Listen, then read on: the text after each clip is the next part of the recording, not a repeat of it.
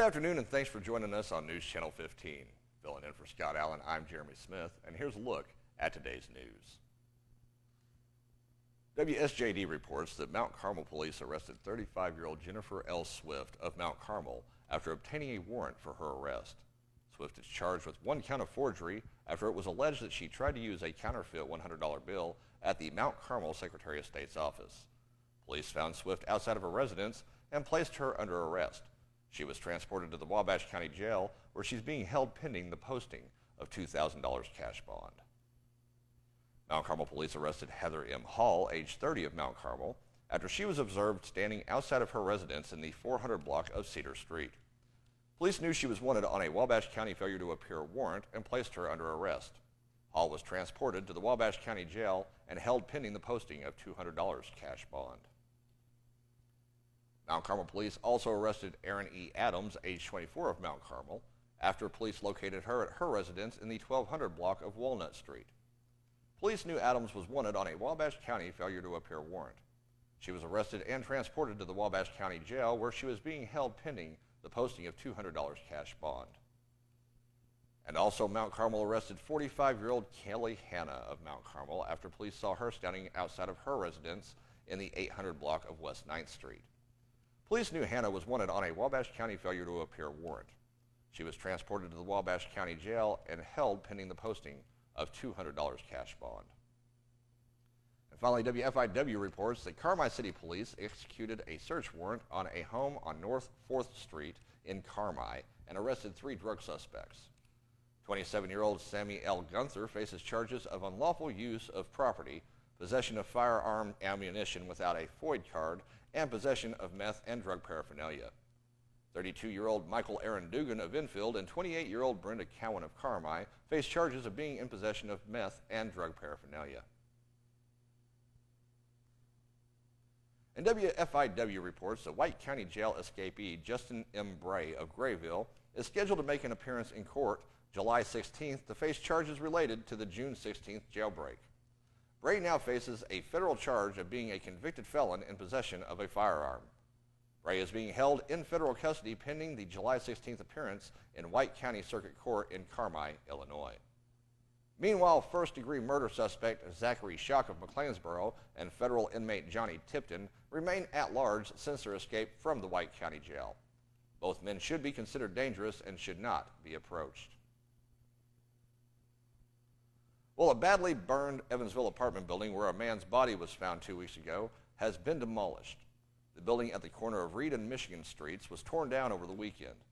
Authorities say someone set the building on fire 2 weeks ago, and that during their investigation, authorities located the body of 41-year-old Gerard Matz. Matt's death has been ruled a homicide, and autopsy results indicate that Matz died before the fire was started. Police reports indicate that homeless people had been repeatedly chased away from the property.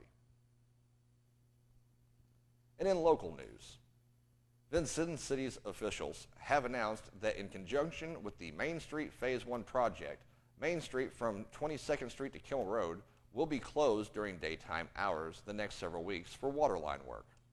The closure will allow contractor Kearns Excavating to work on water lines from 8:30 a.m. to 3:30 p.m. Eastern Time each day.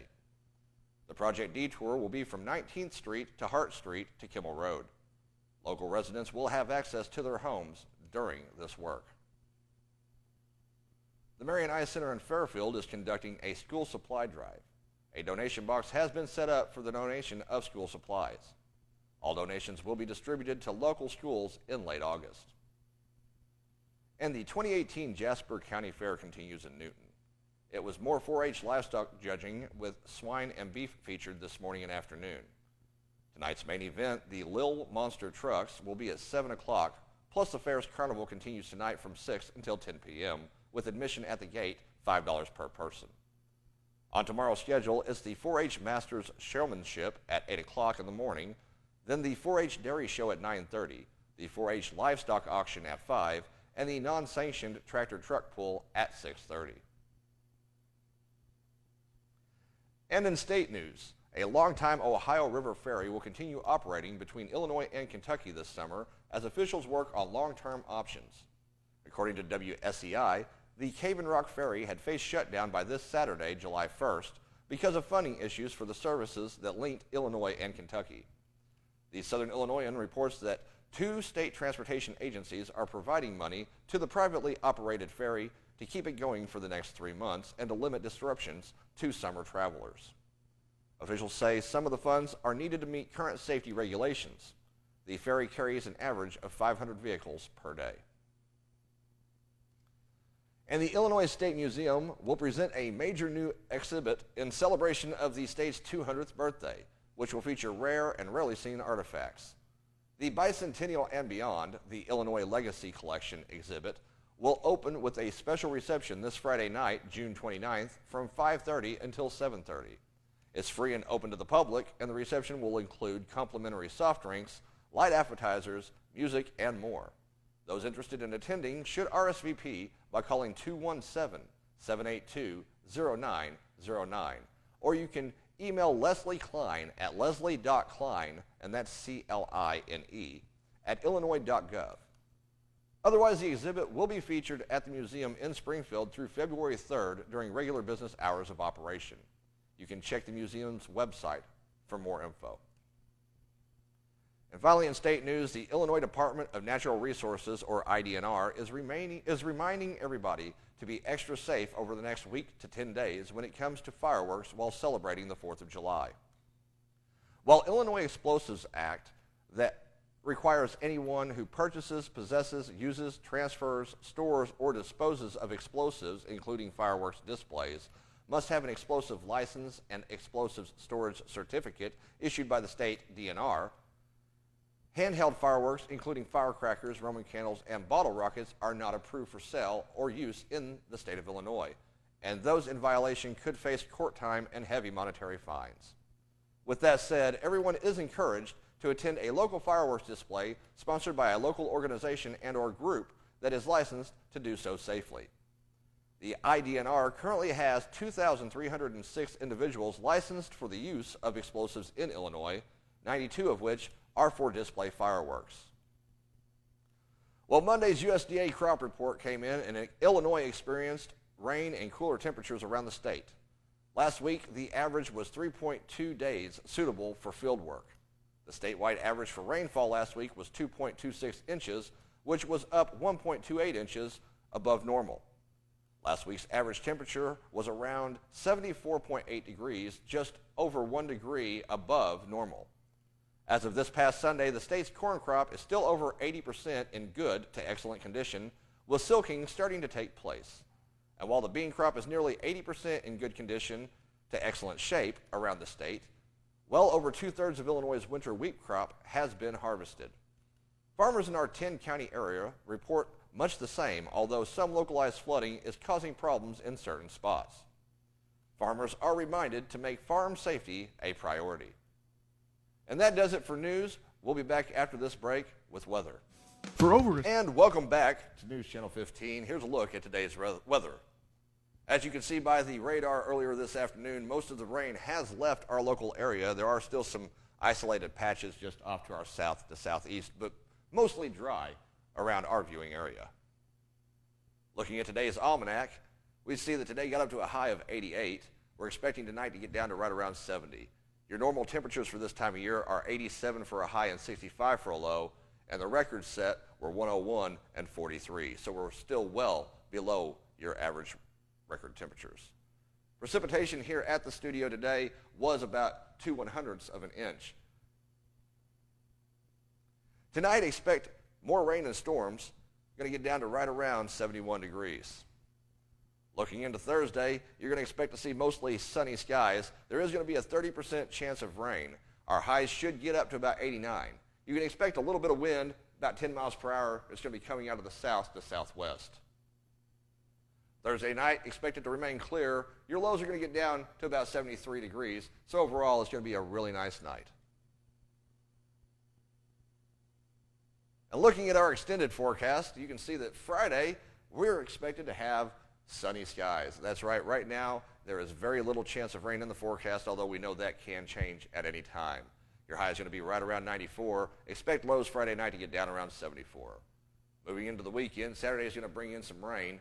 We're going to get up to about 93 degrees, but humidity is going to make it a little bit miserable outside, and the heat index is going to make it feel a little bit warmer than that. Saturday night, expect the temperatures to drop down about 76. Sunday, you're going to go in looking at about 93 degrees for the day, so relatively the same weather on Sunday as you see Saturday. Still going to be some scattered and isolated thunderstorms. You'll see some moisture. Going to have a low Sunday night of 75. Going into Monday and Tuesday, you can see that we've got thunderstorms in the forecast. You got an 89 for a high on Monday, your low Monday night of 75. And Tuesday, rounding out your extended forecast, expect to see highs of 90 and lows of 73. That's a look at your News Channel 15 weather forecast. We'll be back with sports. And welcome back to News Channel 15. Here's a look at sports. Well, Matt Carpenter homered twice and matched a career high with 5 hits as the Cardinals beat the Indians 11-2 Tuesday night. Carpenter scored a career-best 5 runs and drove in 3 as the Redbirds chased the Indians ace Corey Kluber after an inning and 2/3. The shortest start of his career, by the way.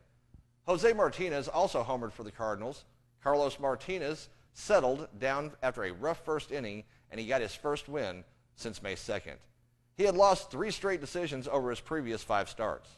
He went 6 innings, allowing 2 runs, 6 hits, and a walk while striking out 8. The Cardinals have won 4 straight after struggling through a 2-8 stretch. Tuesday's game was delayed 1 hour 26 minutes by rain, marking the 2nd consecutive game between the Indians and Cardinals that was affected by inclement weather.